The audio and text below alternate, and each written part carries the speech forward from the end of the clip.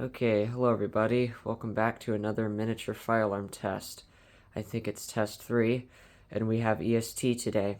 This is the EST SIGA, and then right here we have my EST Genesis devices, G1R HDVM with the G1RT trim plate, and then the G1RF HDVM. This one's on 30 candela, and this one's on 15 candela. They're both horn strobes, and they're both automatically going to sync.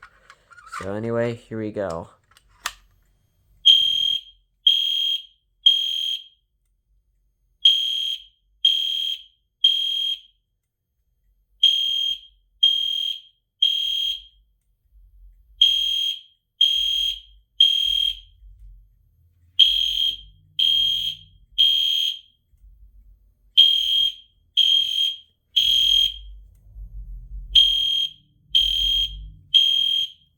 This thing's really hard to reset. Never mind. I guess it's easy to do with one hand because this thing's been giving me troubles earlier today. I did just get it today, so yeah. But anyway, there it is. Thank you for watching.